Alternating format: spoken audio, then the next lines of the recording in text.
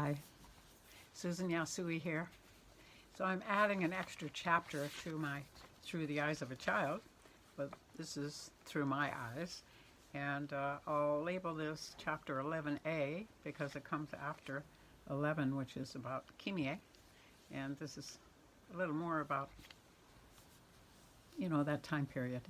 So I'm going to call this Generations Pass, P-A-S-S. All right. The first time I visited the country home of my new boyfriend was over 40 years ago. As my husband later, his Japanese countryside home became a getaway haven for me, certainly a reprieve from the hustle bustle of Hiroshima city life. The expansive green rice fields layered below the oversized old Japanese house. I say oversized because at one point it easily housed 9 family members with plenty of room for my husband and I when we visited. When I first grew to love that house, it had only an outside toilet, which was a board laying flat about 3 feet off the ground with a hole in it. There was no toilet as we know it, or even a toilet seat. There was no inside facility at all. There was a bathtub, but without usual plumbing, and I am not sure how the water was heated. I do know the kids were the last to bathe as they played in the warm water. The kitchen water came from a small creek that ran off the mountain and through the kitchen before exiting and continuing down the mountain. Fresh fruit and veggies were stored in the cool mountain water. My mother-in-law, in making a salad, would grab some cucumber and tomatoes from the stream. In the winter, there was a kotatsu table over a deep hole in the floor that used to burn a fire below, heating the feet. The ceiling of the large house was high enough to construct a second-story room without disturbing the roof. Soon, ladder-like steep steps were seen to climb to the second floor, where old brother and his new wife would sleep. The other sleeping spaces were all on the first floor, a special space enclosed by sliding doors for Grandma and Grandpa, and one for Mom and Dad, with extras for guests.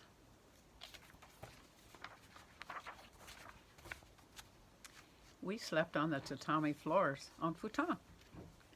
One disadvantage for me was that there was not a single chair in the house for me to sit.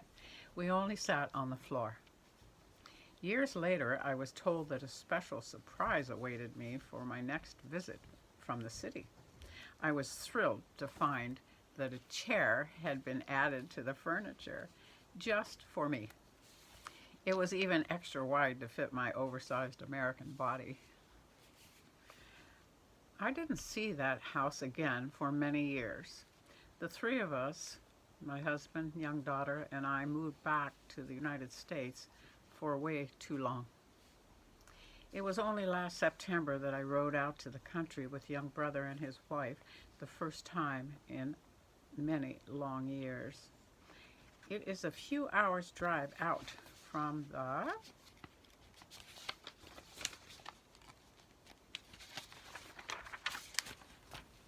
the city. But with about 1 more hour to go, I started noticing things that brought a rush of coming home emotion over me. A grocery store on the left, crossing the river, the rice fields with the mountains at every turn. As we pulled off the country road and onto the long driveway, we pulled up to the old house I had grown to love so many years ago. Old brother's wife stepped out the door as we wound our way up to the house. She looked just the same to me as she did 25 years earlier. She really hadn't aged. As I stepped from the car and entered the large entrance, I was struck with joy to see that an oil painting with a story of its own still hung above the door into the kitchen. Old brother had retrieved it and another painting from some things we had stored in the old clay building where my mother-in-law made her umeboshi and, pickled plums and miso each year. The painting hanging before me was painted by my younger sister some 50 years earlier in our California home.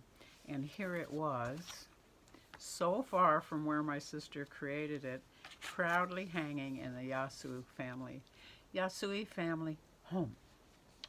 I quickly noted that there were now not just one, but two Western-style toilets inside the house. The kitchen and bathroom had usual plumbing, and a second set of stairs went up to another upstairs room now.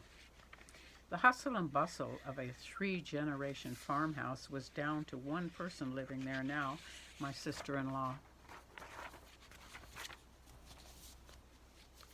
Her husband had passed, as well as the other 2 generations sharing that home 40 years ago. Their daughter was married, now living in another city with her own family. The 2 boys had grown and moved to the big city. They were settling in there with their own new families, too. The future of our beloved homestead is very much in question, as is that of many country homes. Young brother pointed out several homes in the nearby country town that he calls mouse houses, since they are now sadly inhabited by only mice.